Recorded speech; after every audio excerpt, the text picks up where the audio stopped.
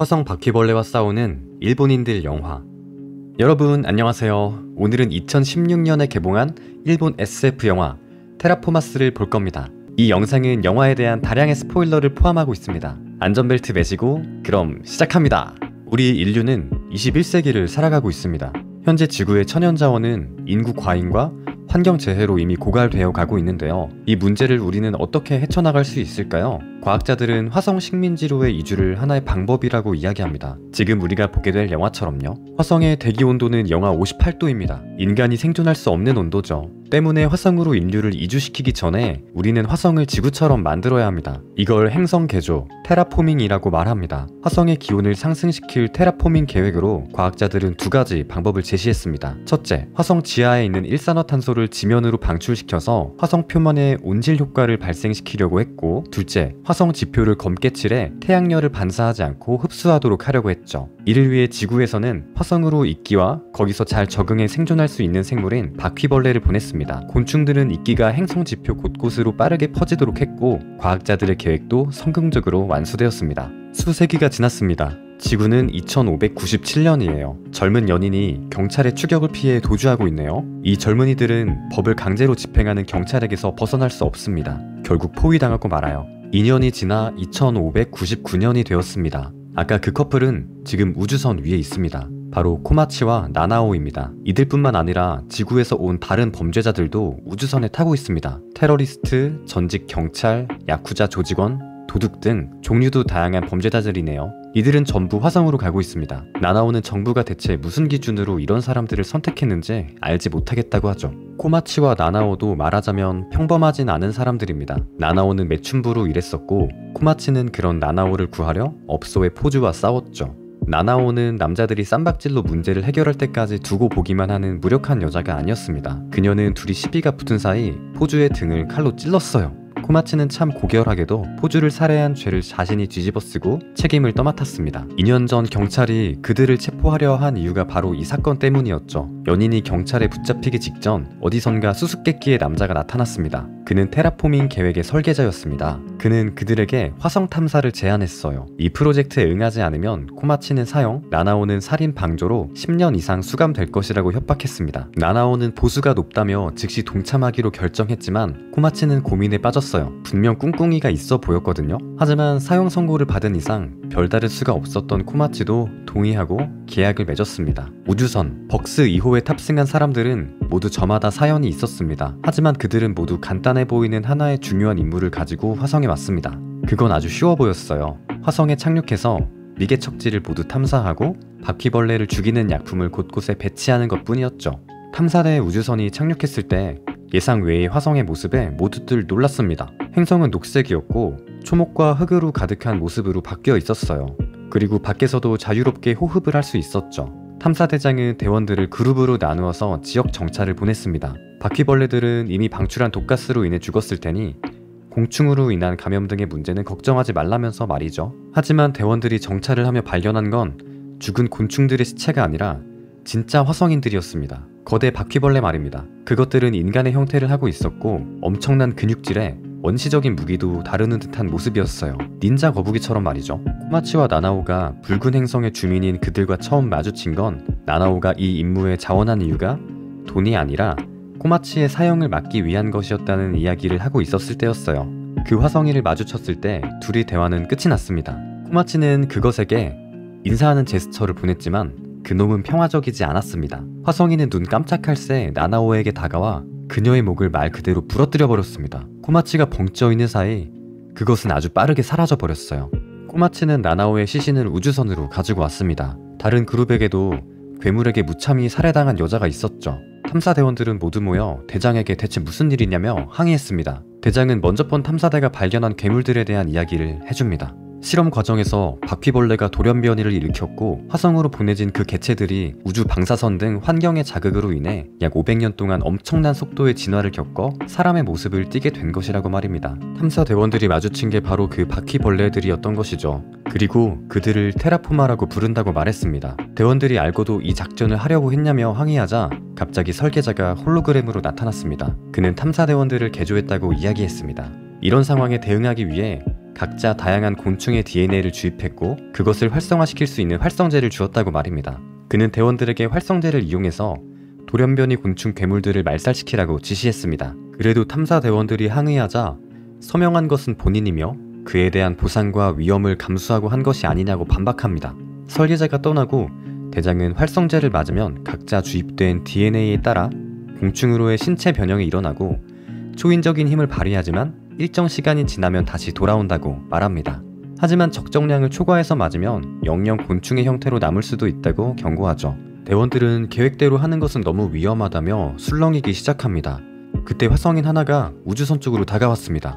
대원들이 망설이는 사이 갓 리라고 불리운 테러리스트만이 그 약물을 주입합니다.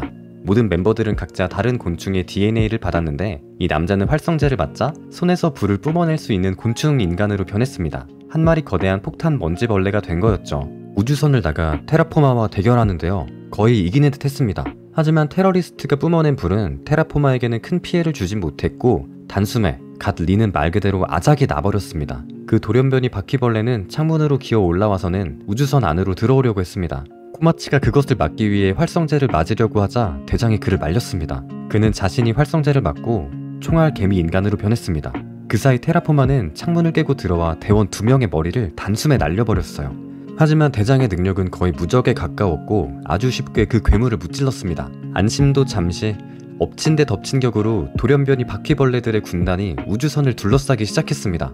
탐사 대원들은 그것을 우주선의 스캐너로 파악하고 탈출하려 했지만 부관이 우주선 이륙 시도를 할 때 누군가 기계 조작이 불가능하도록 막아두었음을 알게 됩니다. 그들은 이륙할 수 없었습니다. 대장은 근처의 첫 번째 탐사대 우주선 벅스 1호가 근처에 있다고 이야기하고 자신이 우주선에 남아 테라포마들을 유인해 포위망을 교란시키겠다고 합니다. 대장을 돕겠다고 남은 한 명의 대원을 제외한 나머지는 다른 벅스 1호로 가기 위해 탐사 차량을 타러 서둘러 이동했습니다. 떠나기 전 코마츠는 마지막으로 나나오의 시신을 보러 갔습니다. 반드시 돌아오겠다고 약속하고 떠나려는데 나나오의 입에서 하얀 실 같은 것이 나오고 있었습니다. 대원들이 차량을 타고 출발하려는 순간 코마츠는 뛰어서 아슬아슬하게 차에 탑승하죠. 탈출 차량에 탄 대원 중 한 명이 활성제를 주입했습니다. 그는 차량 지붕에 올라타서 입에서 불과 가스를 뿜는 곤충으로 변했습니다.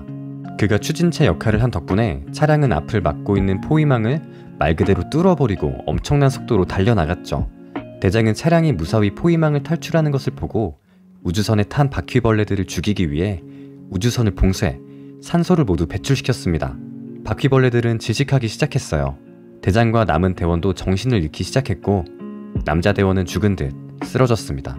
한편 탈출에 성공한 대원들이 탄 차량은 벅스 2호를 향해 전속력으로 달렸습니다. 헌데 갑자기 그들 앞에 정체를 알 수 없는 파도가 나타났어요. 그들은 그게 화성의 쓰나미인가 생각했지만 그건 어마어마한 수의 테라포마들이 무리지어 이동하는 모습이었습니다. 대원들은 추진력을 유지하고 바퀴벌레의 파도를 통과하기로 했죠.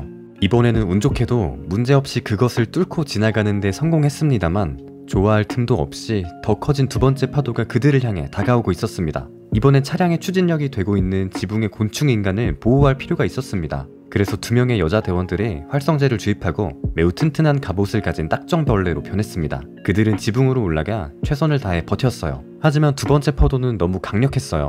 통과하면서 차량은 전복되었습니다.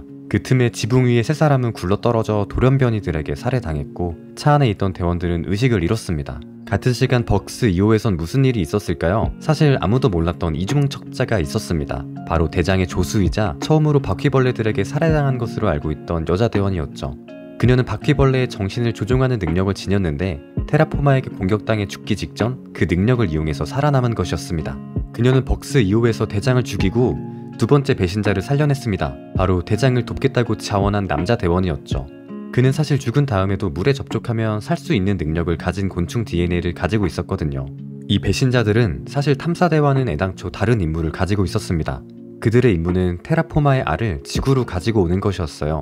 그들은 바퀴벌레들을 정신 조작해 교미하게 만들고 알을 낳게 만드는 데 성공했습니다.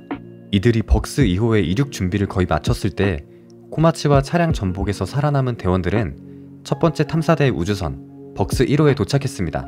그들은 첫 번째 탐사대가 지구로 무언가 알 수 없는 캡슐을 보냈다는 것을 발견합니다. 우주선 바깥에서는 드론이 그들을 감시하고 있었습니다. 책임자가 모든 상황을 지켜보고 있었죠. 그리고 안개 너머로 바퀴벌레들이 쌓은 거대한 피라미드의 모습이 보입니다. 생존한 대원들이 그 모습에 놀라고 있을 때 드론에서 설계자의 목소리가 들렸습니다. 그는 이 작전의 진짜 목적을 말해줍니다. 탐사대는 각자 주입받은 공충의 능력을 실전 상황에서 시험하기 위한 용도로 보내진 것이었습니다. 그리고 앞서 말한 배신자들은 테라포마의 알을 지구로 가져가는 임무를 따로 부여받은 것이었죠. 설계자에게는 알을 가져오는 이들 말고 다른 탐사대원들을 지구로 돌아오게 할 이유가 전혀 없었습니다. 그는 핵폭탄보다도 무서운 무기가 될 강력한 바퀴벌레 돌연변이 군단을 만들 야심을 가지고 있었던 것입니다. 첫 번째 탐사대가 지구로 보낸 캡슐에는 테라포마의 머리가 들어있었습니다. 지구인들은 그 머리를 보고 화성에서 번성한 바퀴벌레 괴물의 존재를 알게 된 것뿐만 아니라 현 탐사대원들을 곤충 인간으로 개조할 기술을 얻어낼 수 있었습니다. 탐사대원들은 앞서 이야기했듯 능력의 테스트만을 목적으로 보내졌기 때문에 가장 주된 탐사 목적이던 테라포마의 알을 얻은 순간 그들의 활용 가치는 없어진 것이었습니다. 화성에 말 그대로 버려진 것이었죠. 그때 벅스 2호가 이륙할 준비를 했습니다. 엔진이 점화하고 우주선이 뜨기 시작했지만 화성 탈출은 생각보다 그렇게 호락호락하지 않았어요. 그들이 챙긴 알이 예상보다 빠르게 부하했거든요. 그 알에서는 쌍둥이 테라포마들이 나왔습니다. 그것들은 정신 지배도 통하지 않았고 이전보다 훨씬 더 강력하게 진화해 있었어요. 방금 새로 태어난 그것들은 우주선에 2사람을 죽였습니다. 벅스 2호가 이미 이륙을 했지만 쌍둥이는 바깥의 바퀴벌레 군단에 우주선 이륙을 막으라는 신호를 보냈습니다. 지상에 있던 테라포마들이 신호를 받자마자 날개를 펴고 날아가서 우주선을 고장냈습니다. 벅스 2호는 다시 지상으로 곤두박질 쳤어요. 쌍둥이 바퀴벌레의 지휘를 받는 테라포마들은 벅스 1호에 있던 생존 대원들을 공격하기 시작했습니다. 코마츠와 동료들은 이미 자신들의 능력을 경험했기 때문에 바퀴벌레 군단과 대등하게 싸울 수 있었어요. 하지만 그것들은 생각보다 지능이 더 높았습니다. 몽둥이뿐만 아니라 총도 다룰 줄 알았죠. 치열하게 전투가 벌어졌습니다. 그리고 그 끝에 살아남은 것은 단 둘, 코마츠와 길거리 싸움꾼 짐 무토뿐이었습니다. 그들은 살아남기 위해 두 번째로 활성제를 맞았습니다. 그들은 더 강력해졌지만 훨씬 강하게 진화한 쌍둥이 테라포마를 이기기엔 역부족이었어요. 두 사람은 바퀴벌레들에게 조금씩 밀리고 있었습니다. 무토는 또 활성제를 맞았어요. 적정량을 초과했기 때문에 그의 모습은 점점 곤충에 더 가까운 모습으로 변해갔습니다. 아주 많은 바퀴벌레들을 때려잡았지만 쌍둥이 대장을 죽이는 것은 불가능했습니다. 계속해서 활성제를 맞아가며 맞섰지만 지쳐만 가고 전세가 거의 기울었다고 보일 즈음 하늘에서 무언가 나타났습니다. 그건 빛이 나는 나방 같기도 하고 나비 같기도 하고 어떤 부분에선 마치 천사와 같아 보이기도 했습니다. 그 놀랍게 생긴 생명체의 등장에 인간과 바퀴벌레 모두가 넋을 잠시 놓았죠. 코마츠는 그것이 자신의 애인 나나오임을 알아차렸습니다. 그녀가 우주선의 시체로 있었을 때 그녀에게서 나온 하얀 실 같은 것이 복선이었어요. 나나오는 나비로 다시 태어난 것입니다. 그녀가 날갯짓을 할 때마다 가루가 쏟아져 내렸습니다. 주변에 눈처럼 내려서 바퀴벌레들 위에도 떨어졌습니다. 코마츠는 그녀가 분진 폭발을 일으켜 자폭하려는 생각임을 알게 되었어요. 그녀의 자살을 막기 위해 그는 나나오를 막으려고 했습니다. 하지만 바퀴벌레 중 한 마리가 나비를 향해 총을 쏘았고 강력한 폭발이 발생했습니다. 무토는 폭발에서 코마츠를 구했습니다만 그는 살아남지 못했죠. 폭발이 잠잠해진 후 코마츠는 다시 인간의 모습으로 돌아왔습니다.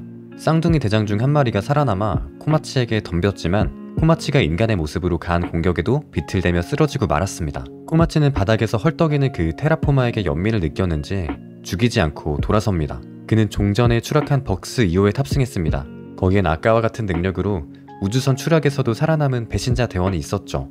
그는 자기 가족이 굶어 죽지 않도록 부양하기 위해 이 프로젝트에 자원한 것이었어요.